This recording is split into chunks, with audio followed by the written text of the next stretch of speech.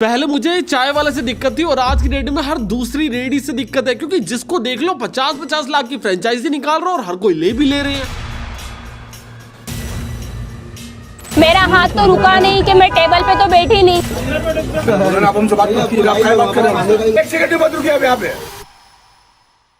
और अगले दिन जनाब गायब हो जाते हो और उसके बाद एफआईआर करके बुलाते रहो। Like seriously Indian food industry के अंदर चल क्या रहा है और कोई इसके ऊपर बात क्यों नहीं कर रहा। मैकडोनल्ड्स हो गया, स्टारबक्स हो गया, केएफसी हो गया, सबके आउटलेट्स इंडिया के अंदर बंद होने वाले हैं। और दूसरी तरफ लाइमलाइट किसको मिल रही है कि भैया एक बंदा दूध की थैली से धार बढ़िया मारता है। पीछे एक लड़की निकल के आई थी जिसका नाम था बीटेक पानी पूरी वाली, सिर्फ और सिर्फ लाके अपनी ठेली लगा दी और फेमस हो गई। एक रेडी लगाने वाली मैडम को जो स्टॉक के अंदर बुला लिया कि भैया आके अपनी सक्सेस स्टोरी बताओ। बीबीसी इंटरनेशनल न्यूज मीडिया आके इनके साथ इंटरव्यू कर रहा है। अर्ली डिटेल्स तक पहुंचा पड़ा कि भैया अपनी स्ट्रगल स्टोरी तो सुनाओ। अभी स्ट्रगल कर रही है वो। और यही ना सबसे बड़ी दिक्कत है कि इंडियन फूड इंडस्ट्री के अंदर सिर्फ और सिर्फ क्लाउन्स को हीरो बनाया गया। बड़ा पाव वाली दीदी इलीगल ठेला लगाते लगाते बिग बॉस चली गई। और ये सारी चीजें आपको क्या ऑफर कर रही है? एंटरटेनमेंट, स्वाद खाना? बिल्कुल भी नहीं। ये लोग आपको ऑफर कर रहे हैं 40 लाख रुपए की फ्रेंचाइजी, जिसको आप लोग एक बार साइन करके पेमेंट देते ये लोग गायब हो जाएंगे। और इंडिया के अंदर फ्रेंचाइजी बिजनेस चाहे मैकडोनल्ड्स जैसा हो, चाहिए क्लाउन्स का हो या फिर 1-8 जैसा हो, ऑलमोस्ट सारे फ्रेंचाइजी फूड बिजनेस की हालत बहुत ज्यादा पतली चल रही है। और तुम्हें पूरा कॉन्सेप्ट समझाने के लिए इस इंडस्ट्री की सबसे बड़ी बीमारी के बारे में बात करना पड़ेगा और वो है फूड व्लॉगर्स।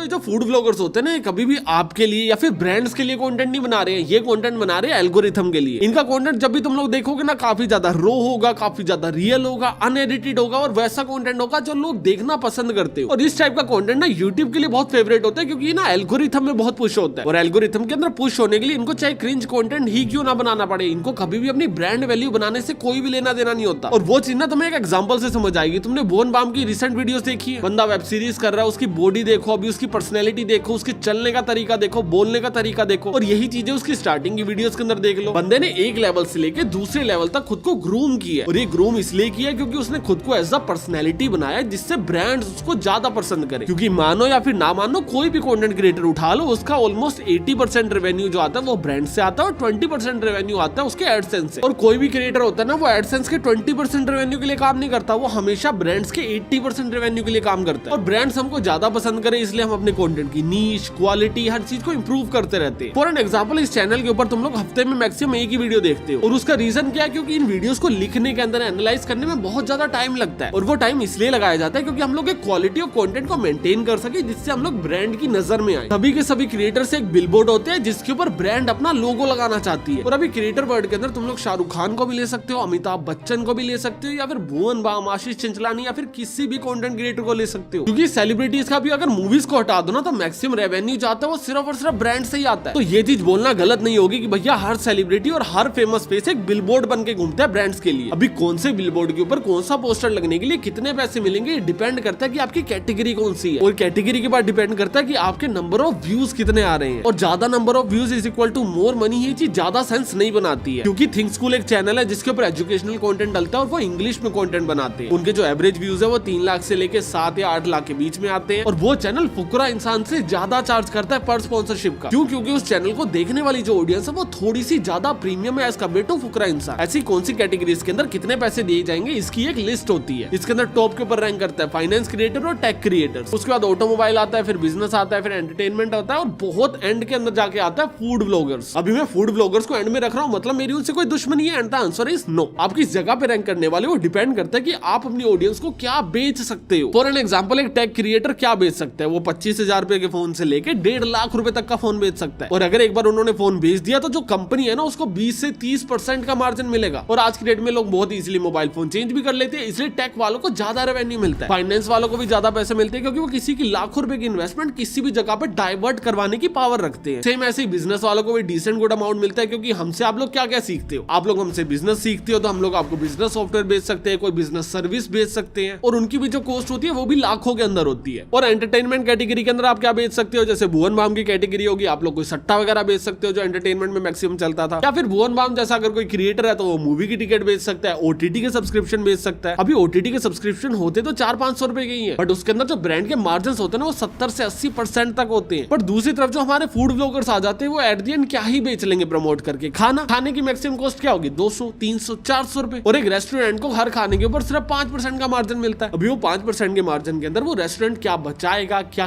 क्रिएटर को देगा। इसलिए फूड कैटेगरी के अंदर जो स्पॉन्सरशिप्स होती है ना वो बहुत ज्यादा लिमिटेड होती है। कोई वाव मोमो जैसा कोई नया नया ब्रांड आया होता है तो वो खुद को स्टेबल करने के लिए नए नए पैसे मार्केट के अंदर डालते हैं, पर वो बहुत ज्यादा टेम्परेरी होते हैं और उसके अंदर रिकरिंग रेवेन्यू बिल्कुल भी नहीं होता है। तो आप लोग अपनी ऑडियंस से क्या पुल करवा सकते हो उससे डिपेंड किया जाएगा कि आपको कितने पैसे दिए जाएंगे स्पॉन्सरशिप के। और अगर आप लोग ज्यादा रेवेन्यू पुल नहीं करवा सकते हो तो भैया आपको स्पॉन्सरशिप ही नहीं दी जाएगी। तो इससे एट द एंड होता क्या है, जो फूड क्रिएटर्स होती है ना इनकी ब्रांड की फाउंडेशन हट जाती है। इनको पता चल जाता है कि भैया ब्रांड तो हमारे पास आने नहीं वाला, तो ना ही खुद की क्वालिटी इंप्रूव करके कोई फायदा, ना ही अच्छा कंटेंट बना के कोई फायदा, और ना ही लोगों को ट्रस्ट जीतने के बाद कोई फायदा। हमें सिर्फ तभी फायदा मिलेगा जब हम पे ज्यादा नंबर ऑफ व्यूज आएंगे। और वो ज्यादा नंबर ऑफ व्यूज लाने के लिए क्रिएटर्स क्या क्या हरकतें करते हैं वो मुझे तुम्हें बताने की जरूरत नहीं है। कभी जाके किसी गरीब को 400 रुपए दे देंगे, उसको रिकॉर्ड कर लेंगे। कभी सबसे बड़ा बाहुबली समोसा खा लिया और उसके फेक चैलेंजेस कर दिए। और इनका तीसरा और सबसे ज्यादा फेवरेट की क्लाउन लोगों को ढूंढते हैं और उसके ऊपर ना क्रिंज वीडियोस बनाते हैं। और क्रिंज वीडियोस को ना हमेशा रो रखा जाता है और ऐसी चीजें दिखाई जाती है जो आमतौर पे आप लोगों को देखने को नहीं मिलती। फॉर एन एग्जांपल, एक कचौरी की दुकान है और अब वो अपने छोले बना रहे हैं, या फिर एक गोलगप्पे वाले भैया वो बाजू पूरी पूरी डुबा के अपना पानी बना रहे हैं। अभी जब भी आप लोग गोलगप्पे वाले के पास गोलगप्पे खाने जाते हो तो वो आपके सामने पानी बना नहीं रहा होता, वो बना के लाता है। बड़ी जान करके मेकिंग प्रोसेस को शूट करते हैं और उसको इंगेजिंग बनाने के लिए बार बार बीच में अननेसेसरी क्वेश्चंस डालते रहते हैं, जिससे कॉन्वर्सेशन इनिशिएट हो पाए और वीडियो इंगेजिंग बन पाए। या फिर जो वेंडर होगा वो इरिटेट हो जाएगा, आपको कुछ सुना देगा तो और ही बढ़िया बात है। तो अगर आप लोग एक स्ट्रीट वेंडर हो और आपने इन फूड ब्लॉगर्स के साथ कॉन्वर्सेशन शुरू करी तो आपको डिसेंट गुड व्यूज मिलेंगे। और अगर आप लोगों ने इनको सुना दिया तो और ज्यादा व्यूज मिलेंगे, और ज्यादा फूड ब्लॉगर्स आपके पास आएंगे, जान के अपनी बेइज्जती करवाएंगे, क्योंकि इनको अपनी इमेज से कोई भी लेना देना नहीं है। इनको पैसे मिलते हैं नंबर ऑफ व्यूज से, ब्रांड से इनका कोई लेना देना होता नहीं है ज्यादा। तो ये डिपेंडेंट होते हैं गूगल के एडसेंस रेवेन्यू के ऊपर, वही पैसा जो यूट्यूब इनको देता है। और उसको इकट्ठा करने के लिए ये लोग कुछ भी करते हैं और ये क्लाउन्स को सुपरस्टार्स बना देते हैं। और तभी ऐसे लोग निकलती है जैसे बाबा का ढाबा हो गया, डोली की चाय होगी, MBA चाय वाला हो गया, या फिर लाली छंगानी, वड़ा पाव गर्ल, ऐसे जितने भी लोग निकल के आए हैं सारे सारे क्रिंज कंटेंट का ही नतीजा है कि भैया ये जो हमारे लाली छंगानी है ना, ये कूड़े के अंदर बैठ के खाना बनाते हैं, अनहाइजीनिक तरीके से तेल से भरी हुई कचौरियां परोसेंगे और लोग स्पेशली वो दिल्ली से फ्लाई करके खाने जाते हैं, जिससे वहां पे भीड़ लगने लगती है। भीड़ को देख के ये लोग और ज्यादा हरकतें करते हैं, और ज्यादा हरकतों के बाद और ज्यादा कंटेंट बनते हैं, और ये कंटिन्यूस साइकिल है, कभी रुकती नहीं है। और अगर इन लोगों को आपस में सारा कुछ चल रहा है तो मुझे उससे कोई लेना देना होना भी नहीं चाहिए और मुझे है भी नहीं। बट प्रॉब्लम एक्चुअल में तब क्रिएट हो जाती है जब इन लोगों को लगने लगता है कि भैया हम लोग सेलिब्रिटीज है और हमारी दुकान के बारे जो 100 लोग इकट्ठे हो रहे हैं इनको तो हम लोग अच्छे से खाना दे भी नहीं पा रहे। तो एक काम करते हैं, अपनी फ्रेंचाइजीज खोलना शुरू कर देते हैं जिससे हमारा खाना हर कोई टेस्ट कर पाए। और वो फ्रेंचाइजी के बदले हम लोग आपसे मिनिमल सिकोस्ट 50 लाख रुपए ले लेंगे। कोई भी बंदा अगर आके हमारी फ्रेंचाइजी लेना चाहता है तो ले सकता है। अभी तुम्हें लगेगा कि भैया कोई भी क्लाउन को देख के कोई भी बंदा 50 लाख रुपए थोड़ी दे देगा। MBA चाय वाले ने 100 से ज्यादा फ्रेंचाइजी बेची थी। बस एक बेसिक नॉलेज के लिए तुम्हें बता रहा हूँ, जिसके अंदर कुछ चीजें प्रॉमिस की गई थी कि भैया आपकी मिनिमम सेल इतनी होगी, आपको प्रॉफिट इतना होगा और आपका जो पैसा आप इन्वेस्ट कर रहे हो वो वापस कितने टाइम में आ जाएगा। और ये तीनों मैट्रिक्स फेल हो जाते हैं क्योंकि इन लोगों को सिर्फ और सिर्फ बातें करनी आती है, फ्रेंचाइजी चलानी नहीं आती है। फ्रेंचाइजी आपकी पान की टपरी नहीं है जिसको आपने खुलवाया और चलवा लिया। बट ये चीज पता होने के बाद भी लोग इनकी फ्रेंचाइजी जाके लेते हैं। लोग इनकी दुकान के बाहर जाके देखते हैं कि भैया इसके पास तो बहुत भीड़ लगी पड़ी है, हर कोई इस बंदे की चाय पीना चाहता, पर इतनी सारी भीड़ को ये बेचारा आदमी चाय पिला ही नहीं पा रहा। ये बंदा अपना मस्त है दूध के पैकेट छील के उसके अंदर धार मारने में। तो एक काम करता हूँ, 50 लाख की चीज है, इसकी फ्रेंचाइजी ले लेता हूँ, बाद में लाखों में कमाऊंगा। और एक बार को जिस बंदे ने कभी बिजनेस नहीं किया और थोड़े बहुत पैसे इकट्ठे करके ला रहा है कोई सपने लेके, उसके लिए ये सोचना गलत भी नहीं है। शुरू में बंदा सोचता है कि भैया इसकी दुकान के बाहर 1000 लोग खड़े हैं, 500 लोग मेरे पास आ जाएंगे मेरी दुकान खुलते ही। और दुकान खुल जाती है और बंदा एक भी नहीं आता, जिसका सबसे बड़ा रीजन ये होता है कि लोग उसकी चाय पीने नहीं आए हैं, लोग उसकी धार देखने आए हैं कि कितनी तेज मारता है। लोग वड़ा पाव गर्ल के वड़ा पाव खाने नहीं जाते थे। एक बंदे ने वड़ा पाव गर्ल की वीडियो बना दी थी कि भैया ये मैडम बहुत मेहनत कर रही है, इसके आगे वड़ा पाव खा लिया करो, ये बेचारी है। अभी सड़क के ऊपर एक सुंदर लड़की हो जो खाना बेच रही हो और बेचारी भी हो तो लोग तो सपोर्ट करने जाएंगे ना। अभी जैसे लोग सपोर्ट करने गए, कार्ड के आसपास भीड़ लगने लगी। जिस जगह पे दीदी ने कार्ड लगा रखी थी उनको प्रॉब्लम होने लगी। उन्होंने दीदी को आगे बोला कि यार कार्ड थोड़ा इधर उधर कर लो, ये इलीगल एरिया भी और हमको बहुत दिक्कत हो रही है क्योंकि आपने हमारी दुकान के सामने लगा रखी है, हमारी दुकान का रास्ता ब्लॉक हो जा रहा है, तो आप थोड़ी सी सरकार लो। और अगर दीदी वहीं की वहीं सरकार लेती तो भैया मैडम का पूरा कंटेंट खत्म हो जाता। पर दीदी ने डिसाइड किया कि नहीं, मुझे इलीगल ठेली के ऊपर फाइट करनी है। दीदी ने वो इलीगल ठेली के ऊपर फाइट करी, लोगों को एंटरटेनमेंट मिला, उसको शूट किया गया, उसको ऑनलाइन डाला गया और अभी लोग कंटेंट देखने आ रहे हैं। उस टाइम पे बात इस हद तक बढ़ गई थी कि दीदी को पुलिस वालों ने उठा लिया था और दीदी पुलिस की वैन से लाइव भी आ गई थी। ये स्ट्रीट फूड बेचने वाले फूड बेचने के अलावा हर एंटरटेनमेंट पूरा कर रहे हैं। जिस देश के अंदर लोग जेसीबी के खुदाई देखने आज की डेट में भी खड़े हो जाते हैं, तुम्हें क्या लगता है इतना क्रेजी बिग बॉस चल रहा हो अगर सड़क के ऊपर तो लोग इकट्ठे नहीं होंगे? थिएटर में भी तो जब मूवी देखने जाते हैं 200 के पॉपकॉर्न खाने पड़ते हैं ना। यहाँ दीदी का 50 का वड़ा पाव खा लेंगे, थोड़ी सी सिंपैथी भी दे आएंगे, सुंदर अंदर लड़की भी है। अभी इतना तमाशा होने के बाद दीदी को टिकट मिल गई सीधा सीधा बिग बॉस की। दीदी बिग बॉस चली गई, थोड़े टाइम में भी निकल के बाहर आ गई और उसके बाद आके खुद की दुकान डाल ली। अभी लोग दीदी के पास क्यों जाते थे? क्योंकि दीदी गरीब है तो थोड़ा सपोर्ट कर देते हैं। और दीदी ने अपना कंटेंट बनाना शुरू कर दिया बिग बॉस से आने के बाद कि भैया मैं तो गरीब नहीं हूँ, मेरे पास तो आईफोन भी है, मैं तो बिग बॉस में भी गई हूँ, मेरे पे तो बहुत पैसा है। दूसरा रीजन क्या था दीदी के पास जाने का कि भैया दीदी ने सड़क पे काट लगा रखी है, उनकी होती है रोज रोज लड़ाई और दीदी करती है मस्त तमाशा। बिग बॉस से आने के बाद दीदी ने ले ली अपनी खुद की दुकान और तमाशा हो गया बंद। आज की डेट में क्या हो रहा है, दीदी ने जो दुकान ले रखी है उसका रेंट भी नहीं भरा जा रहा है। दीदी की दुकान पे वीराना पड़ा है भाई। क्यों?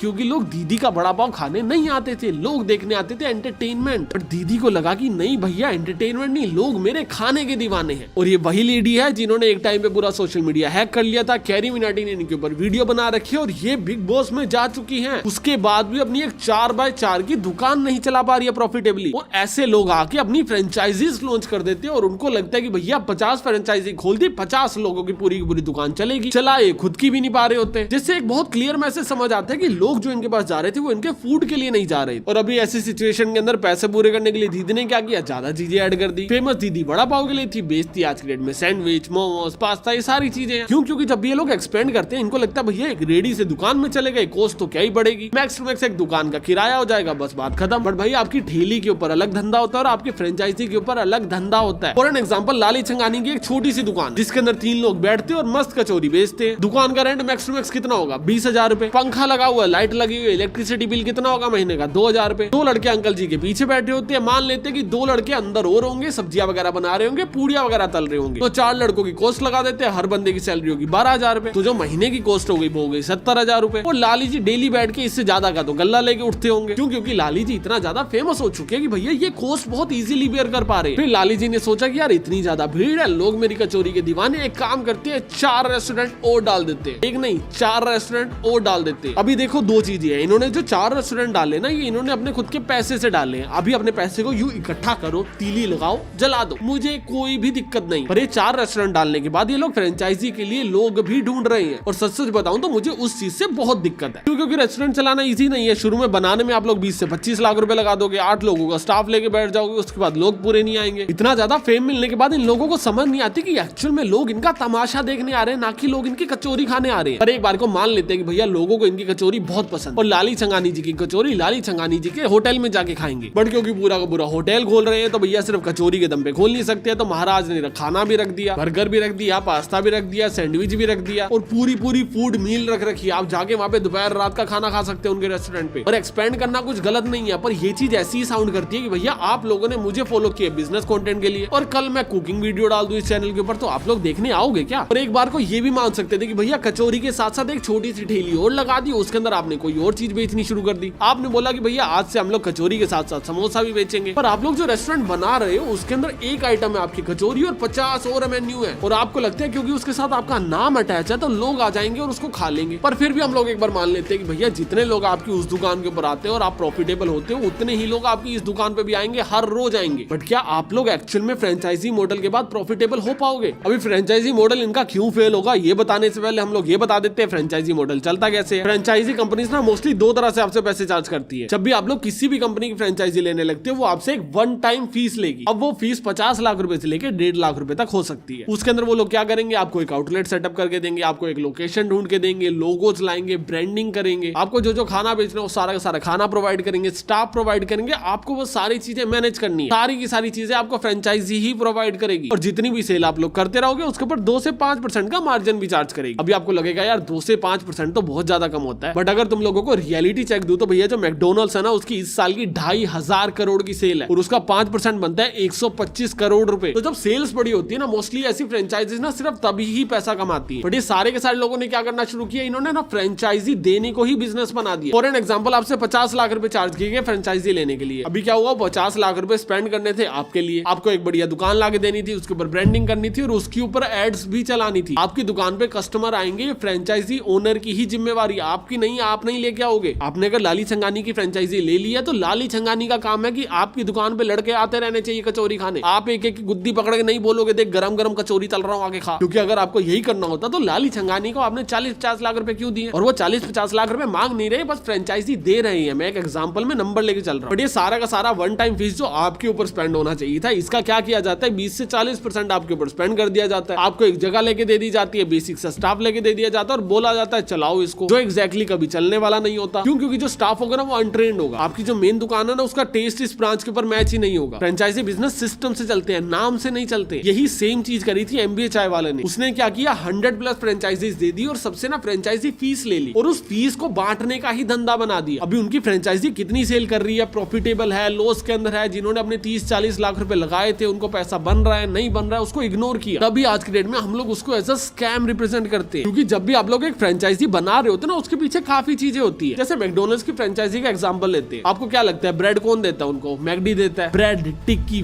फ्राइज, ये हर चीज मैकडोनल्ड्स प्रोवाइड करता है। इवन जो वेजिटेबल्स होती है ना वो भी मैकडी प्रोवाइड करता है। और ये भी नहीं कि उन्होंने टमाटर प्याज प्रोवाइड कर दिया, अभी काटो और बर्गर के अंदर लगा लो, काट के आते हैं, हर चीज को काट के बना के जमा दिया जाता है और वही फ्रोजन फूड आउटलेट्स के ऊपर भेजे जाते हैं और उनको क्विक इंस्ट्रक्शंस होती है। बहुत सिंपल होता है कि भैया फ्राइज और बर्गर तो पीछे से ही बने हुए आ रहे हैं और हमने आपको एक मशीन दी है जिसके अंदर तेल गर्म होता है। आपको क्या करना है, फ्राइज को 3 मिनट तक गर्म तेल में रखना है और उसके बाद निकाल लेना। टिक्की का क्या करना है, 2.5 मिनट तक गर्म तेल में रखना है और उसके बाद निकाल लेना। ये 3 लिमिटेड सॉस है, ये 3 लिमिटेड ब्रेड है, इन ब्रेड के अंदर इसको रखना है, ऊपर सामान रखना है और भैया दे देना है। अभी इसके अंदर क्या होगा, आप लोग टेस्ट कंट्रोल कर पाओगे क्योंकि एक फैक्ट्री के अंदर ये सारी टिक्कियां बन रही है। सारे के सारे जो रैप्स है, कॉफीज है या ड्रिंक्स है, सारी की सारी फैक्ट्रीज के अंदर बन रही है। आप लोग एक एक का मोहितो अपने हाथ से नहीं बना रहे हो। और अगर कॉफी या फिर ऐसी कोई भी चीज आपको बनानी पड़ती है तो आप अपने स्टाफ को प्रॉपर्ली ट्रेन कर रहे हो। 2 से 3 महीने की ट्रेनिंग होती है इनके पास। बट यही सारी चीजें, लोगों को बुलाना, ट्रेन करना, SOPs बनाना, खाने को जमा के रखना, उसके बाद हर फ्रेंचाइजी के ऊपर पहुंचाना, ये लाली छंगानी जैसे लोग नहीं कर पाते। इसलिए नहीं क्योंकि ये काबिल नहीं है, इसलिए क्योंकि इनके पास ऐसा कोई एक्सपीरियंस नहीं है। इनकी खुद की दुकान के ऊपर 3 अलग अलग दिन कचौरी खा के देख लो, टेस्ट थोड़ा बहुत अलग अलग मिल जाएगा। आपको क्या लगता है कि भैया 40-50 किलोमीटर दूर एक और दुकान खोली है उसके ऊपर सेम होगा? हम बेस्ट पॉसिबल वे इमेजिन कर लेते हैं कि भैया टेस्ट सेम होगा, टेस्ट भी सेम होगा और लोग जो खाने नहीं आने वाले थे क्योंकि वो तो लाली छंगानी जी के पास जाएंगे ना भाई, क्योंकि वो उनको देखना चाहते हैं, वो भी खाने आ रहे हैं। सबको लाली छंगानी जी की कचौरी बहुत पसंद आई है, सबके सब खाने आ रहे हैं और आपने फॉर्मूला भी ढूंढ लिया कि भैया आपको टेस्ट सेम रखना है। तो क्या अभी आप लोग पैसा कमा पाओगे? And the answer is a big no. क्योंकि मैं अगेन रिपीट कर रहा हूं, मैं इस चीज को डिमीनिंग वे में नहीं बोलना चाहता, पर भाई ये आपकी टपरी नहीं है। जब आप एक QSR मॉडल के ऊपर जा रहे हो, फ्रेंचाइजी पे जा रहे हो या रेस्टोरेंट खोल रहे हो, भाई उसकी अनगिनत कॉस्ट होती है। पहले आपकी दुकान के सारे खर्चे 70,000 थे, अभी शायद रेंट भी उससे ज्यादा हो। और जब भी आप लोग रेस्टोरेंट कर लेते हो ना तो एक फॉर्मूला यूज होता है, that is table turn around. For an example, आपके रेस्टोरेंट के अंदर 10 टेबल है, हर किसी के ऊपर 4 लोग बैठ सकते हैं, तो मतलब 40 लोगों की सीटिंग अवेलेबल है आपके पास। और एक दिन के अंदर आपके पास 40 लोग खाना खाने आते हैं, तो इसका मतलब ये है कि आपका टेबल टर्न अराउंड है 1। अगर वही एक दिन के अंदर 80 लोग आते हैं तो आपका टेबल टर्न अराउंड है 2।